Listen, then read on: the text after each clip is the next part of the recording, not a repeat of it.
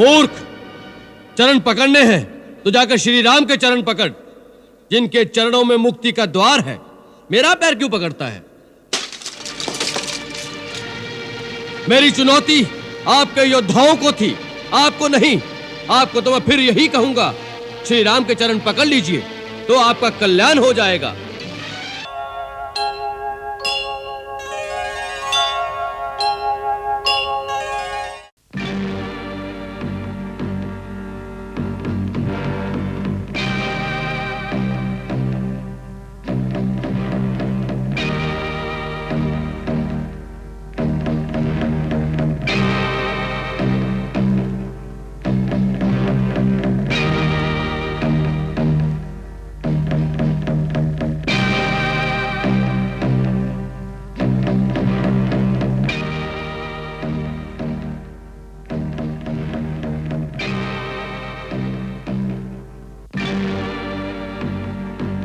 सावधान!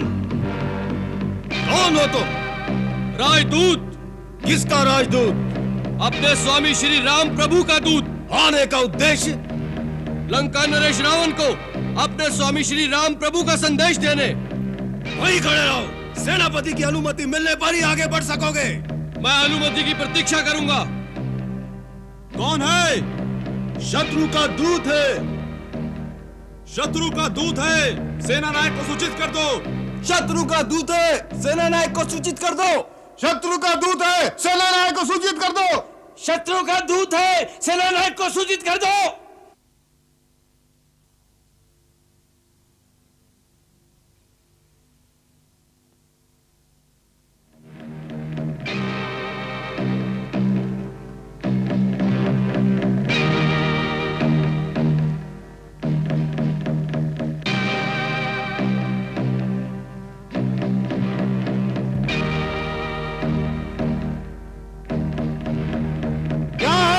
सेना नायक जी, शत्रु का दूत है, अंदर आने की आज्ञा चाहता है। आने दो, परंतु उससे कहो कि अपनी सेना को पीछे लौटा दे, तत्पश्चात द्वार खोले जाएंगे।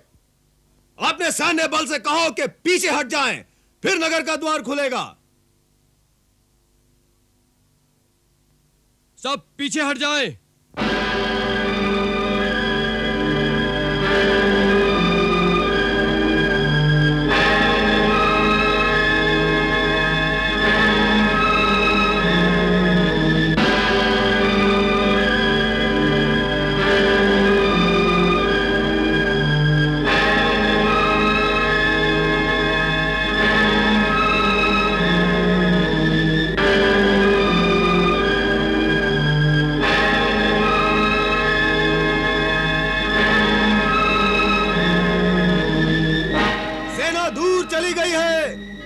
द्वार खोल दिए जाए।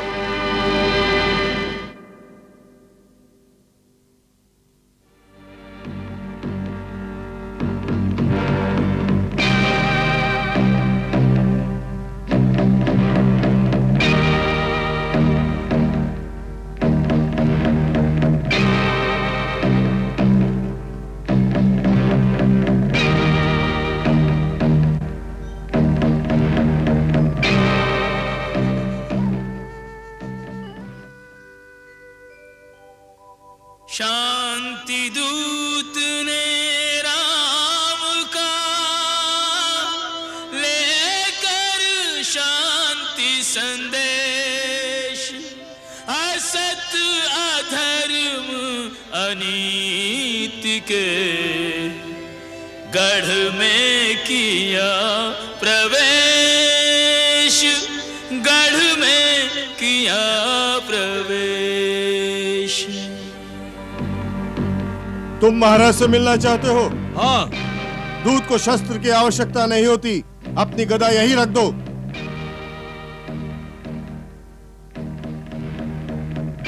जय श्री राम।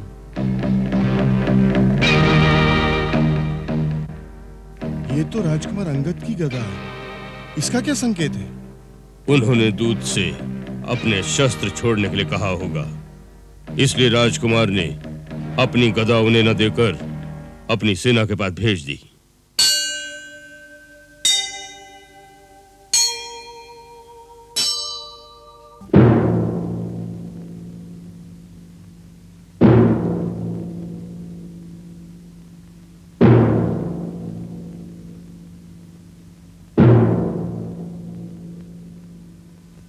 लंकेश्वर की जय हो।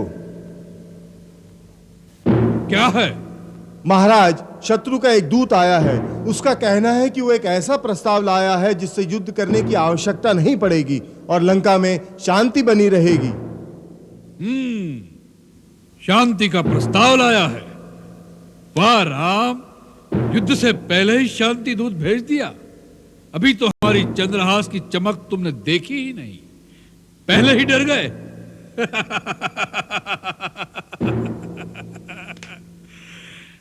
भेजो उस दूत को। जो आज्ञा महाराज।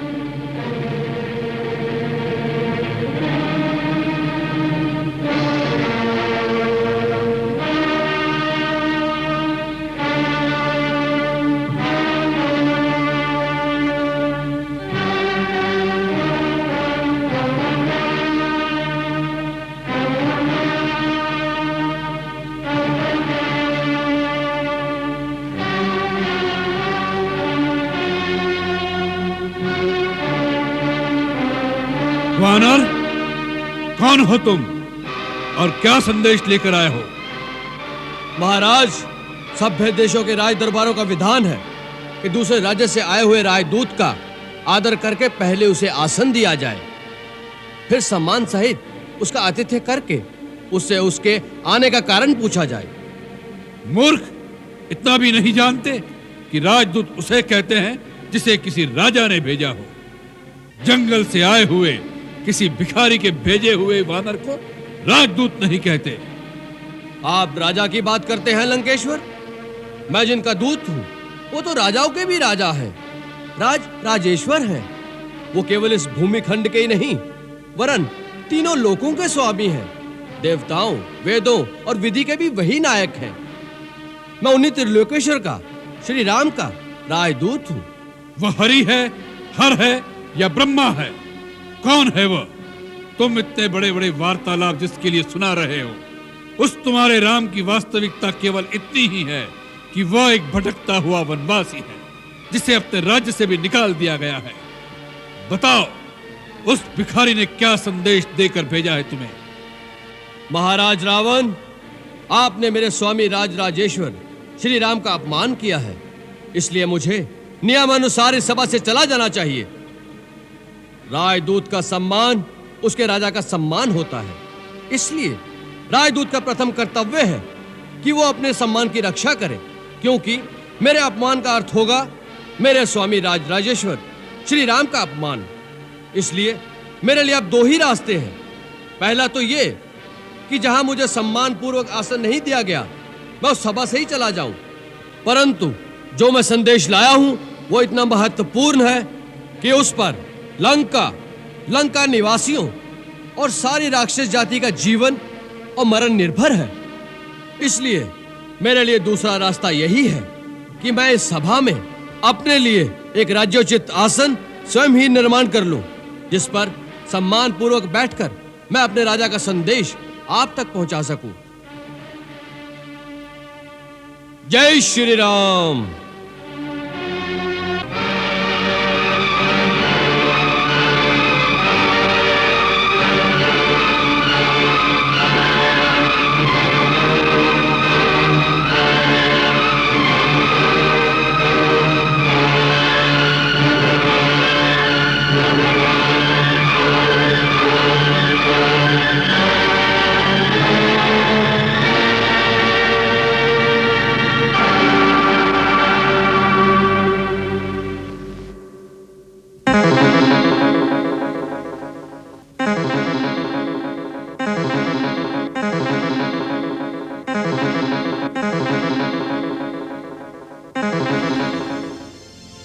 अंगद ने कहीं देखो नहीं ऐसा, राजा असभ्य अनीति को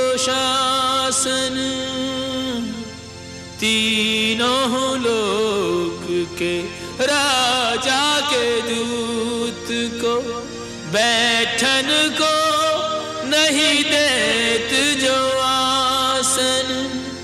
आग लगी अंगद के अंग में, सुन अभिमान भरे संभाषण। पूछ बिना कहीं पूछ न होती सो, डार लियो निज पूछ को आसन। डार लियो निज पूछ को आसन।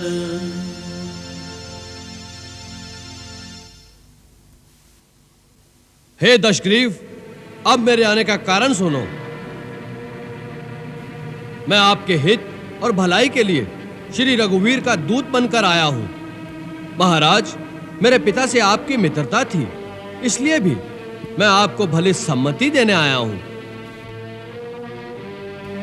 आपका उत्तम कुल है, आप पुलस्त्य ऋषि के पौत्र हैं।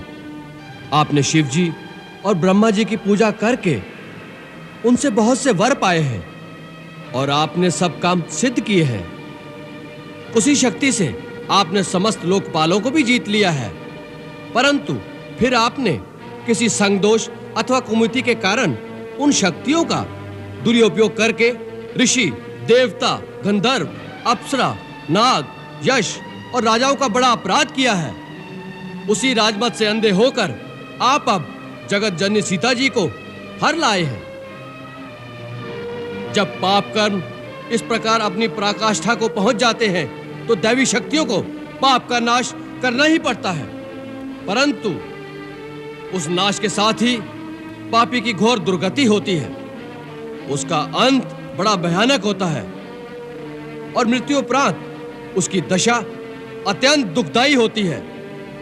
आपके पाप आज आपको उसी सीमा पर ले आए हैं। मैं आपके हित के लिए आपको यही परामर्श देने आया हूं कि यही एक ऐसा क्षण है जब आप चाहे तो श्री राम से क्षमा मांगकर उनकी शरण में चले जाएं। श्री राम की यह आन है कि सच्चे हृदय से शरण में आने वाले के दोषों को नहीं देखते। जिसने शरण में आकर पुकारा कि मेरी रक्षा कीजिए प्रभु, मेरी रक्षा कीजिए, ऐसी आर्त पुकार सुनते ही प्रभु अपने शरणागत को अभय प्रदान कर संसार के समस्त दुखों से मुक्त कर देते हैं। उनके बाणों में तीनों लोगों को एक साथ भस्म कर देने की शक्ति होते हुए भी वो एक सच्चे वीर की भांति दया को नहीं छोड़ते।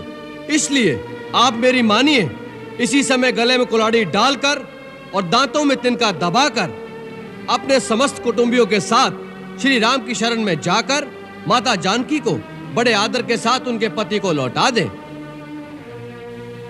श्री राम ऐसे उदार और कृपालु हैं कि आपके क्षमा शब्द कहने से पहले ही वो आपको क्षमा कर देंगे। अच्छा, हमारे क्षमा मांगने पर वे हमें क्षमा कर देंगे, इस बात का तुम हमें विश्वास दिलाते हो? हम सीता को लेकर अपने कुटुंब सहित दांतों में तिनके दबाए उनसे क्षमा मांगने के लिए इतनी दूर उनके शिविर तक जाएं और वे हमें क्षमा न करें और बंदी बना ले तो सारा जग हम पर हंसेगा। इस बात का विश्वास हमें कैसे हो? महाराज रावण, प्रभु पर विश्वास रखना ही पड़ता है। जिसे प्रभु पर पूर्ण विश्वास नहीं होता उसे प्रभु की प्राप्ति कभी नहीं हो सकती। आपको आश्वस्त करने के लिए मैं इतना बता दूं कि जब वानर सेना ने सुसज्जित होकर लंका को चारों ओर से घेर लिया और सब लंका पर धावा बोलने के लिए श्री राम प्रभु की आज्ञा की प्रतीक्षा कर रहे थे, तो उस समय उन करुणा के सागर ने मुझे बुलाकर स्वयं कहा कि जाओ, रावण से जाकर कहो कि मैं युद्ध की ज्वाला में लंका की निर्दोष प्रजा की आहुति नहीं देना चाहता। यदि वो जानकी को पूरे सम्मान के साथ मेरे हवाले कर दे तो मैं अभी उसे क्षमा कर दूंगा और लंका से वापस चला जाऊंगा। मैं शांति चाहता हूं। तुम मेरे शांति दूत बनकर महाराज रावण के पास जाओ। यह बात राम ने स्वयं कही? तुम मुझे मेरी सीता दे दो, मैं वापस चला जाऊंगा।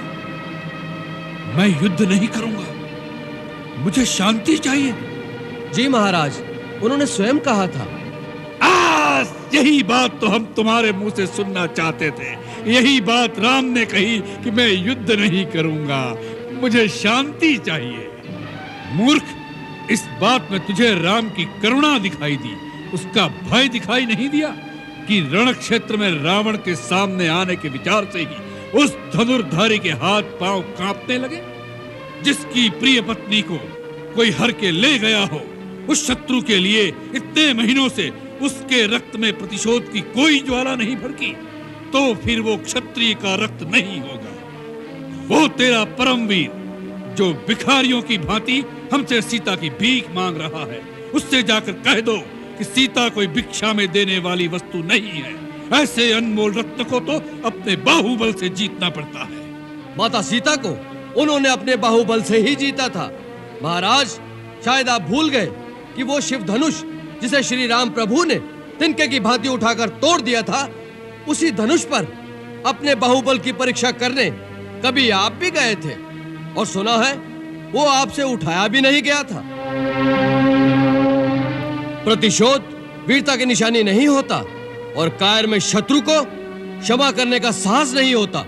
इन दंत कथाओं में क्या रखा है मूर्ख वानर? तुमने कहा था तुम्हारे पिता हमारे मित्र थे, परंतु अपने कुल का परिचय नहीं दिया तुमने। महाराज, देवराज इंद्र के पुत्र महाराज बाली का मैं पुत्र हूं। मेरा नाम अंगद है। मैंने ऐसी भी एक दंत कथा सुनी है कि मेरे पिता महाराज बाली ने एक बार रावण नाम के किसी प्राणी को अपनी पूंछ में बांधकर कई पर्वतों पर घूमते रहे थे। यह वही बाली है जिन्होंने अमृत मंथन के समय समुद्र को मथने में सहायता की थी। तुम वानरराज वाली के पुत्र हो। उनकी हमारी तो मित्रता की संधि थी। हमें यह देखकर अत्यंत दुख हो रहा है कि ऐसे महाबली के पुत्र होकर एक तुच्छ नर के तुम दूत बनकर इतनी प्रसन्नता दिखा रहे हो। जो तुम्हारे पिता का हत्यारा है, उसके पीछे सेवकों की भांति हाथ जोड़कर चल रहे हो। तुमने अपने वंश को लज्जित कर दिया है अंगद। हो सकता है कि बाली के मरने के बाद सुग्रीव के डर से किसी ने बेचारे अंगद का साथ न दिया हो, और ये निस्सहाय अवस्था में अपने काका और पितृहंता की सेवकाई करने पर विवश हो गया हो। यदि यही बात है तो हमारे होते हुए तुम अपने आप को निस्सहाय मत समझो। अंगद, तुम हमारे पुत्र समान हो। हम तुम्हें तुम्हारा राज्य वापस दिलाएंगे। तुम्हारे पिता की गद्दी पर तुम्हारा ही अधिकार है। तुम अपने आप को विवश मत समझो। अपने हृदय में प्रतिशोध की ज्वाला को बुझने मत दो। तुम राम के विश्वसनीय हो। उसका लाभ उठाकर अकेले में चुपचाप उसका वध करके अपने पिता की हत्या का बदला ले लो। यही एक वीर पुत्र का कर्तव्य है।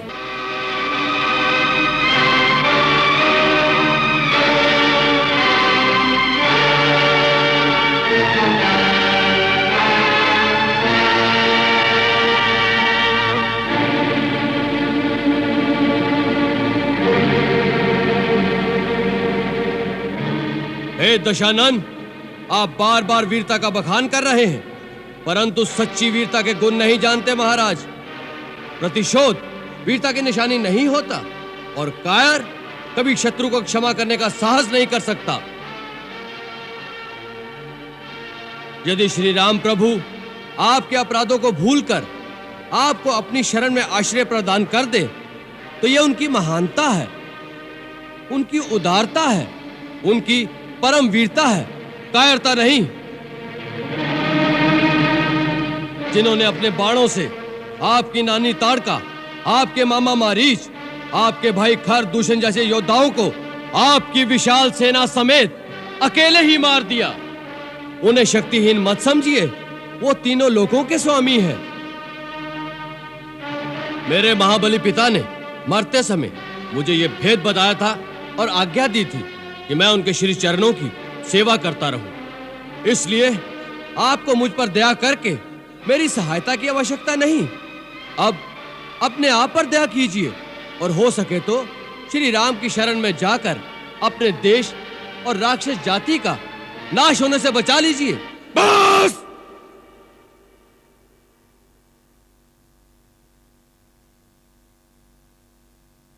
बहुत हो चुका ये प्रलाप। मतिमंद, तूने रावण की शक्तियों को नहीं पहचाना।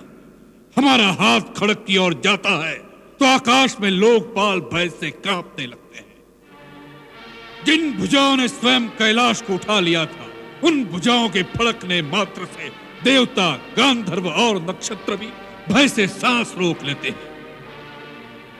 तुम्हारी सेना में ऐसा एक योद्धा तो बताओ जिसके साथ युद्ध करने में रावण को आनंद मिले। आपने सत्य कहा, हमारी सेना में ऐसा कोई नहीं जो आपसे लड़ने में शोभा पाए। नीति कहती है कि प्रीति और बैर बराबर वालों से ही करना उचित है।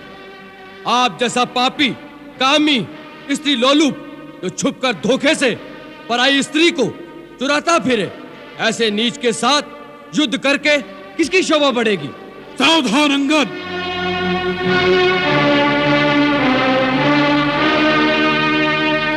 ये मत समझो कि तुम दूत बनकर आए हो इसलिए कुछ भी कहो हमारे हाथों बचे रहोगे। दूत की भी कुछ मर्यादा होती है। यदि रावण के सामने सीमा से आगे बढ़ा तो यही तेरा शेष प्रलाप होगा। अब आगे, यदि तुझे रावण की सहायता नहीं चाहिए तो उसके क्रोध से डरो। रावण रावण कितनी बार इस नाम को दोहराएंगे महाराज? मैं ये जानना चाहता हूँ कि जगत में कितने रावण हैं। मैंने कितने ही रावणों के नाम अपने कानों से सुन रखे हैं। महाराज, इनमें से आप कौन से रावण हैं? एक रावण तो मैंने सुना है कि वो राजा बाली को जीतने पाताल में गया था। वहां बच्चों ने उसे घुड़साल में बांधकर बहुत पीटा था। तब बाली ने ही उसे दया करके छुड़वा दिया। और एक रावण के विषय में मैंने सुना है कि सहस्त्रबाहु ने एक जंतु की भांति कीड़ा समझकर पकड़ लिया था। तब पुलस्त मुनि ने उसे छुड़वा लिया था। एक और रावण की बात कहने में संकोच लगता है, क्योंकि कहते हैं मेरे पिताश्री उसे अपनी काख में दबाकर अपनी पूजा करते रहे।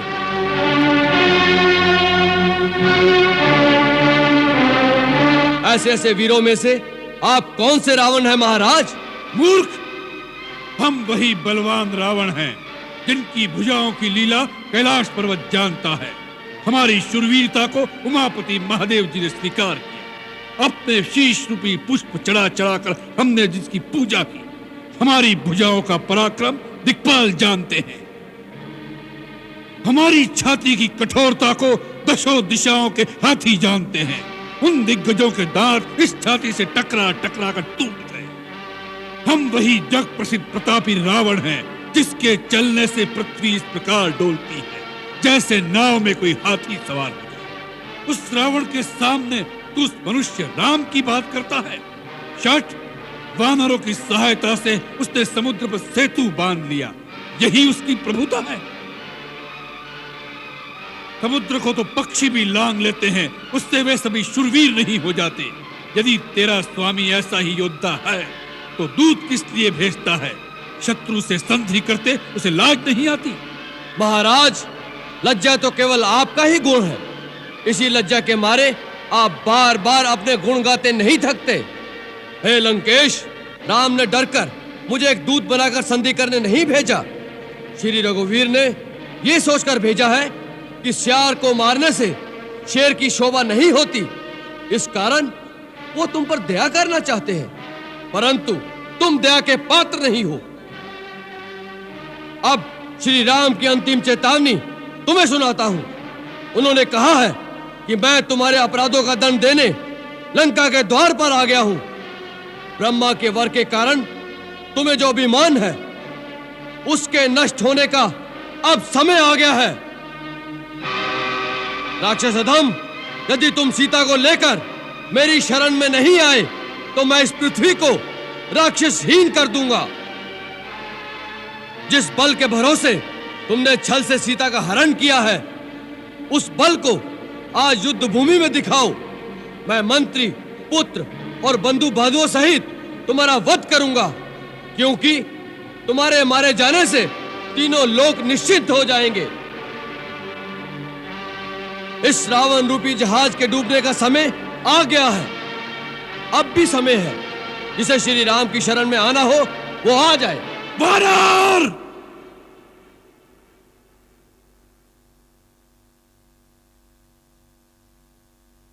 अब इसने अपने जीने का अधिकार खो दिया है। इसी सभा में इसका सिर काटकर इसे रावण की शक्ति का आभास करा दो। आज्ञा का पालन हो।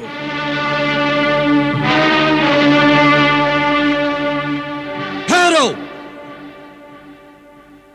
महाराज, ये बेचारे आपकी शक्ति मुझे क्या दिखाएंगे? मैं आपको अपनी शक्ति दिखाता हूं। जय श्री राम, जय श्री राम।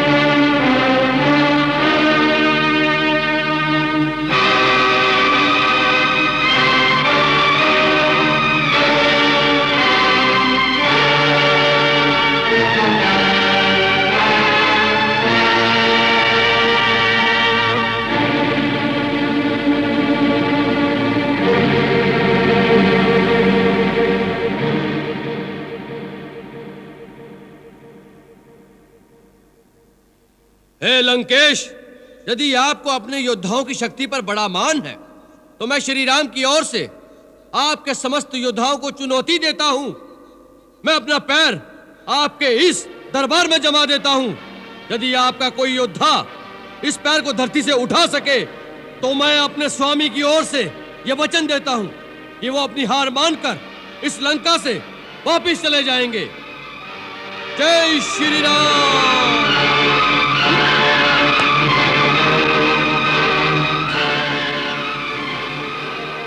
समुझे प्रताप राम कपि कोपा, सभा माझ पन करि पद रोपा। जो मम चरण सकसि सठ टारी, फिरहि राम सीता मैं हारी।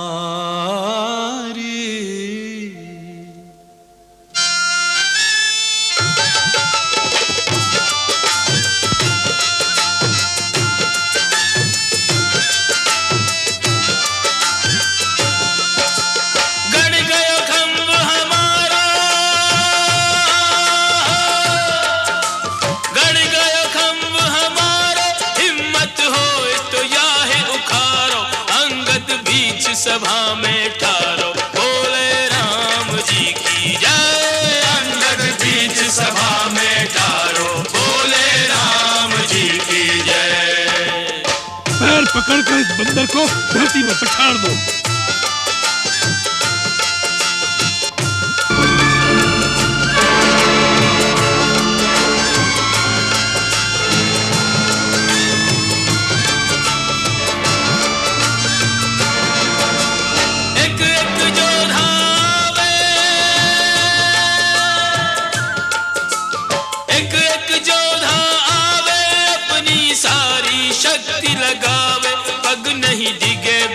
मुस्कावे रे बोले राम जी की जय। पग नहीं डिगे वीर मुस्कावे, बोले राम जी की जय।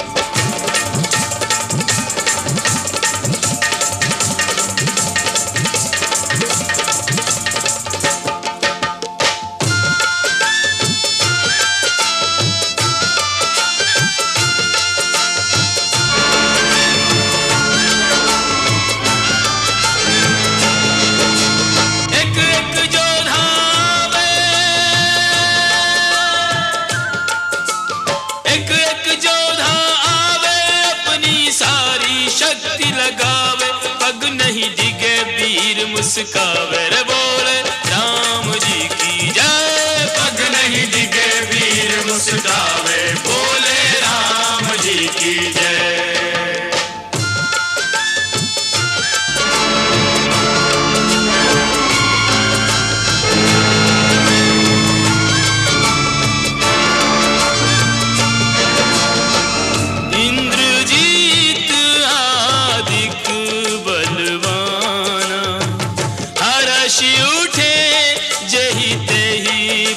नाना सत नहीं डोले जैसे सतवंती नारी को, मन नहीं डिगे जैसे साधु ब्रह्मचारी को, अटल विश्वास जैसे प्रभु के पुजारी को।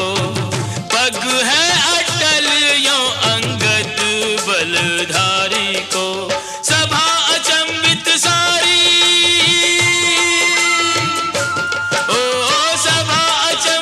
सारी ऐसो नहीं देखो प्रणधारी, या को राम भरोसा भारी बोले राम जी की जय। या को राम भरोसा भारी बोले राम जी की जय।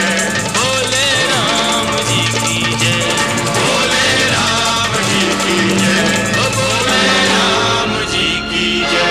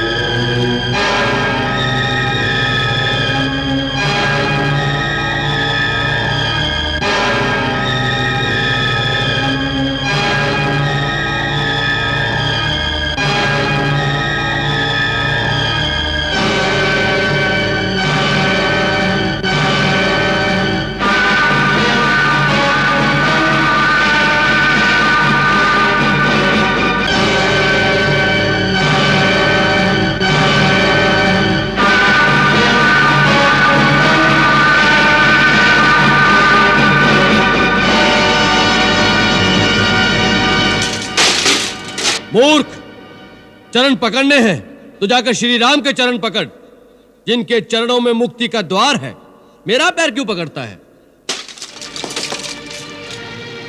मेरी चुनौती आपके योद्धाओं को थी, आपको नहीं। आपको तो मैं फिर यही कहूंगा, श्री राम के चरण पकड़ लीजिए तो आपका कल्याण हो जाएगा। मैं कल सूर्योदय तक का समय देता हूं, उसके पश्चात लंका पर चढ़ाई कर दी जाएगी।